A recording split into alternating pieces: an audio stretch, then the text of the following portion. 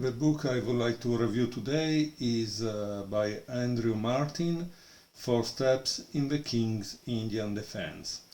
This book has about 111 games. It has, if I remember well, at least 8 or 9 chapters. Let's see how many chapters. Yes, here we can see the chapters, they are 9. The good thing is that there is an index of variations at the end of the book, which can be really useful when you try to play the opening, maybe in some correspondence games, because it points out to the pages where that game example has been played. In the end, there is also an index of all the games, which is important because if you want to find a particular game, you can find it right away. And now I would like to try to give you some games from the book, so you can see how the King's Indian Defense is played. It is clearly a classical opening, like the Sicilian, like the Spanish. It's something that a player should experience at least once or twice in life, because it gives you a lot of ideas. Then maybe if you don't like it, if it's not your cup of tea, great, no problem. But try to learn it because it will open your mind to be able to understand chess at a different level. And now let's go to the games. So the game I would like to show you comes from the World Junior Championship in Dortmund in 1980. This game was played between Danilov and Kasparov. Okay, so this is from the chapter 3, the classical system. c4, g6, knight f3, bishop g7, knight c3, d6, d4, knight f6. Okay, so this is the King's Indian Defense, okay, also with transposition by both players. So as you can see, it can be an opening that one can use also against 1c4. e4, castle, bishop e2, e5, d takes e5, d takes e5. Queen takes d8, rook takes d8,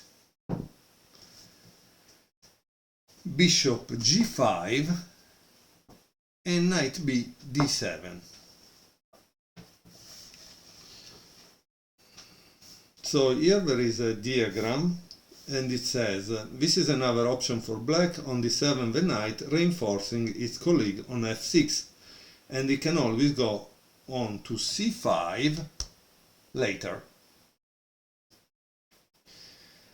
freeing the c8 bishop, because in fact this is the problem of this move, right? That is blocking the bishop c8 and is not connecting the two rooks. So what does this mean? It means that black is playing with a rook less at the moment. So again, it depends if you like it or not. Knight d5, Danilov decides to chop some pieces off. And it says that if white would have played the castle on this side, probably black would have continued with rook f8, breaking the pin, okay? And follow it by c7, c6, consolidating the position. So let's go back.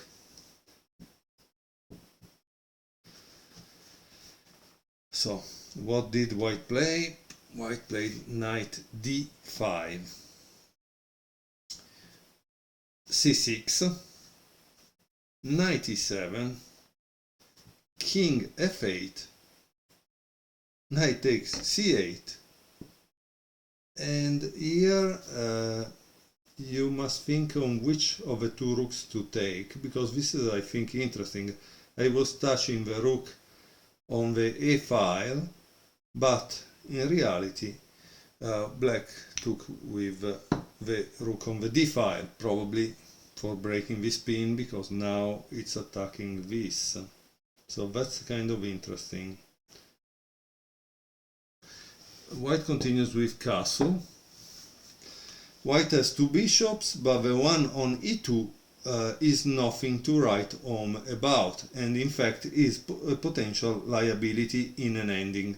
Danilov continue to exchange, presumably thinking the draw is going to turn up at any moment. I mean, I don't think you should play an opening with white thinking of playing for a draw, right? But that's interesting.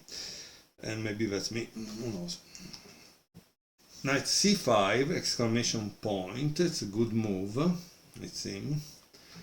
Bishop takes f6, bishop takes f6, bishop d3, a5, and here there is another diagram. Although there are opposite color bishop, the position is far from easy for white. Compare the bishops to see why. Black already has a slight initiative thanks to his more active pieces, and Kasparov now commences a slow but logical build-up. I think the problem that I have seen in this game, and maybe is just my opinion, is this knight that goes to jump from here to here to here, and then to here to a bishop that is ugly. At the moment is cutting everybody off, so I don't understand. 1, 2, 3 moves wasted to give an advantage to black. I don't know, it doesn't make much sense, right? I think there should have been a better plan for white, at least on that, especially in the opening, right? So it continues with rook h e1 and rook e8, bishop f1, bishop d8, also this has an exclamation point. Obviously he's trying to reposition the dark square bishop in a more active place. Black finds an excellent way to activate his bishop. Okay, let's see. g3, a4, and this, if you don't mind me commenting, the point here is I just remember one of the British grandmasters that has written many books about Leela and the famous match with Stockfish by AlphaZero, Game Changer.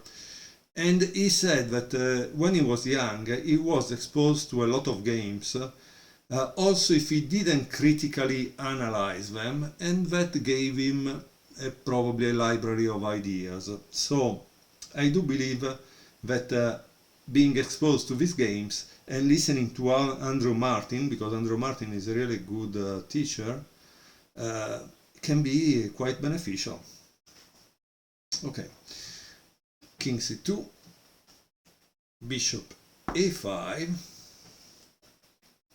rook e3, rook a d8, rook takes d8, rook takes d8,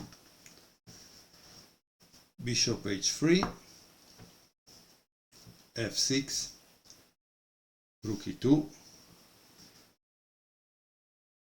king e7, bishop g2, knight d3, a3, and now there is another good move by black, which maybe may surprise some. It's knight c5. Why this move is good? Because obviously it's pointing to the creation of an outpost, the creation of a weak square in white's camp. h4, h5, rook e3, g5. Also this is a good move. So it seems that white is in a kind of zugzwang because he's not really creating anything, he's not moving anything, while black is actually going forward. H take g5, f take g5, and now there is rook e2. It seems that if white would take this, the pawn on g5, then there is this move. That is a problem. And so, yeah, it's kind of interesting.